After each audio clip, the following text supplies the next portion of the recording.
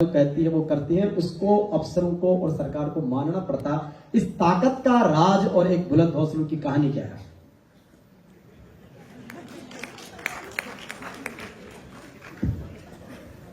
धन्यवाद किवाड़ा जी, आज आपने ऐसा सवाल पूछ लिया, सारी गोल पट्टी सामने स्टेज पे खुलवाना चाह रहे हैं।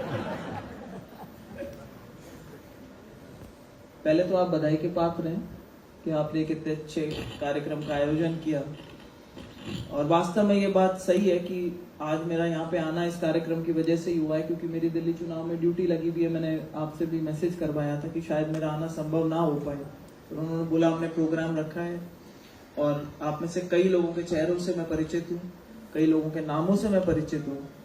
तो उन्होंने कहा प्रोग्राम रखा है तो अब आओगे नहीं तो हमारा मामला तो ढीला पड़ जाएगा। मैंने कहा बात ठीक है, अगर हम ही नहीं जाएंगे और फिर सशक्तिकरण की बात करेंगे तो बातें तो थोड़ी रह जाएंगी। मेरी कहानी शायद यहाँ पे उपस्थित कई लोगों से अलग भी हो सकती है। यूं कह सकते हैं कि राजनीति धरोहर में मिली, करने को और भी बहुत कुछ कर सकते थे, सक्षम थे, पढ़ाई में भी ठीक थे, दिमाग भी ठीक ठाक ही चलता था, हाथ पैर भी चलते थे, खेलों में भी थे। इतने मेडल तो नहीं लेकर आए, नेशनल तक तो हम भी पहुंच गए थे, इतने परेशानी लेकर आए। लंबे तगड़े भी हैं। मुक्केबाजी का अगर होता, मैं कहूँ चुनाव नहीं होकर के अगर मुक्केबाजी का फैसला होता तो आज मुख्यमंत्री ही होते।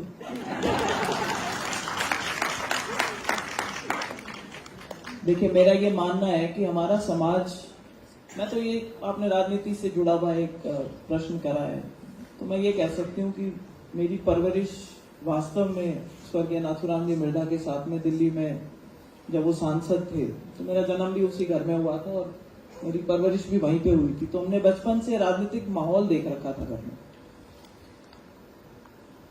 बड़े हो गए, डॉक्टर बन गए, शादी भी हो गई, किस्मत अच्छी थी, परिवार ऐसा मिला जो कि बहुत फॉरवर्ड लुकिंग था, कोई रोक टोक नहीं होती थी। आप जितनी आजादी हम दोनों बहनों को घर में मिली, किस्मत वाली हैं हम दोनों की, जब ससुराल गई तो वहां पर भी उससे सवाई आजादी मिली।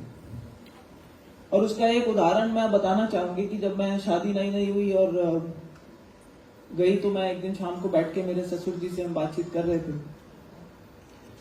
तो उन्होंने आते ही कह दिया था, बोले सारी जिम्मेदारी जो है वो ज्योति को संभला दो। तो मैंने कहा ऐसा क्यों? बोले देखो, मैं मेरा बुढ़ापा सुधार रहा हूं, इससे तुम्हारा कोई लेना देना नहीं है। अमूमन ऐसा होता है कि कोई बहू आती है तो हम उसको दबाने की कोशिश करते हैं, और फिर जब वो बच्चे हो जाते हैं और बच्चे बड़े हो जाते हैं तो फिर चौदह तो उसी की चल रही होती है और बुढ़ापा हमारा खराब होता है। तो हम तो आज से ही सीधा करेक्टिव मेजर ले लेते हैं, आज से ही सब तेरे भरोसे। तो मुझे ये बड़ी ओपननेस बड़ी अच्छी लगी थी। और एक चीज जो हम सब महिला, जिनको आप सशक्तिकरण के उदाहरण के रूप में आज देख रहे हैं, चाहे स्टेज पे बैठे हुए लोग हैं, चाहे सामने आए हुए लोग हैं, या जिनके नाम लिए जाते हैं, उन सब में एक चीज जरूर आपको कॉमन मिली होगी, और वो है कि उनके परिवार वालों ने उनको हमेशा सपोर्ट करा है। क्योंकि महिलाओं की जिम्मेदारियां भी अलग तरीके की होती है। जैसे अभी मैंने कभी कोई पुरुषों का प्रोग्राम नहीं देखा, कई प्रोग्राम अटेंड करे जहां पर, जैसे मेरी इस बहन को, छोटी बच्ची को साथ लेकर के आना पड़ा है, किसी पिता को मैंने नहीं देखा कि बच्चे को हाथ में लेकर के आया वो। तो जिम्मेदारियां सबको निभानी पड़ती है, उनको प्रोग्राम अटेंड करना था तो बच्चे को साथ लेकर के आई हैं यहाँ। तो एक बैलेंस स्ट्राइक करने की बात होती है। लेकिन मेरा ये मानना है कि अगर किसी को अपॉर्चुनिटी मिलती है, चाहे वो एजुकेशन के माध्यम से मिले, चाहे राजनीति के फील्ड में मिले, चाहे आपको किसी प्रशासनिक उसमें मिले, या खेलों के अंदर, किसी भी फील्ड में अगर आपको आजादी मिलती है और अगर आप अपना अच्छा परफॉर्मेंस दे सकते हो तो आपको देने का प्रयास करना चाहिए। और जाटनिया तो भाई एक समय से ही गीता में गाइस्ती है, इन गीता जी के नहीं, मतलब वो वाली गीता जिसको गाते थे, उस वाली गीता के अंदर। हम सब जिस समाज से आते हैं, हमने महाराजा सूरजमल की तो इतनी कथाएं सुनी है, उनके बारे में हमने इतना कुछ सुन रखा है, लेकिन ये बात कितने लोग जानते हैं कि सूरजमल जी की जो असली ताकत थी वो इसलिए थी क्योंकि उनके पीछे हमेशा सहयोग जो था वो किशोरी देवी जी का रहा। ये तो भाई एक सिक्के के दो पहलू हैं, और एक गाड़ी के दो पहिए कह लो, साइकिल के दो पहिए कह लो, तो ये तालमेल बिठा करके चलने वाली बात है। मुझे ऐसा माहौल मिला किवाड़ा जी जिससे राजनीति में आना मेरे लिए आसान रहा, जिस तरफ ससुराल में भी राजनीति, मेरी मदर इन लॉ जो है वो मंत्री रह चुकी थी, तो मैं उस मामले में काफी लकी रही हूँ। शायद कुछ लोग इतने लकी ना रहे हों, पर जो यहाँ लोग बैठे उनसे मेरी सिर्फ एक ही गुजारिश है कि भाई जिसको जिस फील्ड में आगे बढ़ने का और किसी को साथ लेकर के आगे बढ़ाने का मौका मिले तो ऐसा मौका हमें नहीं चूकना चाहिए। समाज की दृष्टि से मैं आप लोगों को यही कहना चाहूंगी, अगर एक जना परिवार में आगे बढ़ता है तो उसके पीछे कई कई जो पुश्ते हैं वो पीछे पीछे फल जाती हैं। अभी जिसके जो योगदान जो आप कर सकते हो, हमारा परिवार एक, मैं आप लोगों के बीच में भी कहना चाहूंगी इस चीज को कि जिनमें प्रतिभावान बच्चे होते हैं और बच्चियां होती हैं, हम लोग एक संस्था चलाते हैं जिसमें समाज के बच्चों को जो आईएएस का प्रीलिम क्लियर कर लेते हैं उनको ट्रेनिंग देने का काम, उनको इंटरव्यू के, उनका मेंस की तैयारी का काम जो है वो हॉस्टल में रख के, चाहे वो बच्चे हों चाहे बच्चियां हों हमारी समाज से जो आती हैं, उनको दिल्ली में रह करके हम उसको एक बढ़ावा देने का प्रयास करते हैं। और अपने उस हॉस्टल से आप सभी को बहुत अच्छा लगेगा सुन करके कि नहीं करते 250-300 बच्चे जो है वो जो प्रशासनिक सेवाएं हैं उनमें आए हैं, जिन जो कभी उनको कोई गाइडेंस देने वाला नहीं था या उनके लिए कोई रास्ता खोलने वाला नहीं था। तो दिल्ली में ऐसा आप बताएंगे तो मैं आप हॉस्टल है हम लोग ही चलाते हैं सर, और जाट समाज के कुछ लोगों की कमेटी बना रखी है। कर्नल सिंह जी जो ईडी हुआ करते थे पहले, वो उसको देखते करते हैं, लेकिन फाइनेंशियली हम लोग दिल्ली में राजेंद्र नगर में जहाँ सारी जगह, वहाँ एक्चुअल में उसकी भी इंस्पिरेशन ये रही थी कि कई समाजों ने ऐसी संस्थाएं पहले खोल रखी थी, तो वो लोग उनको इंटरव्यू में तैयारी करवाते थे, बच्चों को मेंस की प्रिपरेशन कराते थे, अलग अलग समाजों ने खोल रखी थी। तो फिर हम लोगों ने भी देखा कि भाई हम समाज को क्या दे सकते हैं।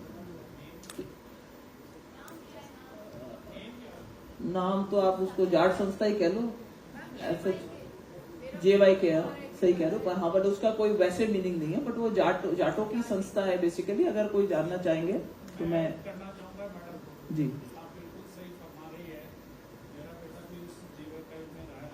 जी बहुत बहुत बधाई।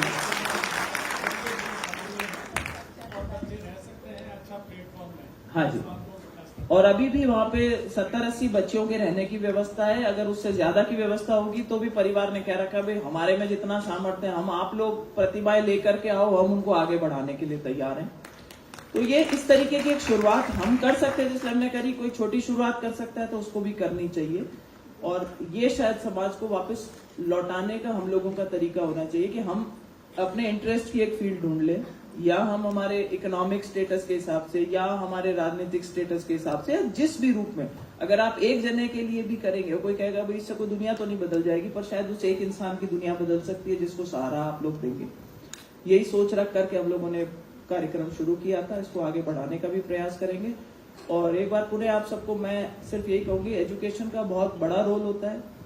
और ये बात आपने ठीक कही थी कि जब तक आप महिला एजुकेटेड नहीं होंगी, तो एजुकेशन का सबसे बड़ा रोल ये नहीं है कि आपको डिग्री क्या मिली, धन अर्जित करने के लिए, नौकरी करने के लिए, सिर्फ उसके लिए नहीं होता। आपके दिमाग के दायरे खोलती है एजुकेशन, उसका सबसे बड़ा योगदान ये होता है। इसलिए हमें अपने बच्चों को पढ़ाने का ज्यादा से ज्यादा प्रयास करना चाहिए, सिर्फ डिग्रियों के लिए नहीं, ताकि वो जो अपना पोटेंशियल है उसको रियलाइज कर सकें, दुनिया में अगर आए वो कामयाब बन सकें, जिस भी फील्ड में वो जाना चाहे जा सके। और अब ये समय चला गया जब कोई कहता था ये बेटा है और ये बेटी है, तो आने वाले समय में तो ऑलरेडी मैं देखती हूँ कि कई कई जगह ऐसी दिक्कतें आने लग गई। हरियाणा में मेरा ससुराल है, आज अगर वहां पे लड़के अगर है तो शादी करने के लिए, मतलब एक अच्छी बच्ची अगर उसका एजुकेशनल बैकग्राउंड अच्छा है तो 25-25 रिश्ते वाले पीछे पड़े रहते हैं। तो हमारी बच्चों को हम काबिल बनाएं, और मैं समझती हूँ कि बाकी सब चीजें जो है वो अपने आप फॉलो करती हैं।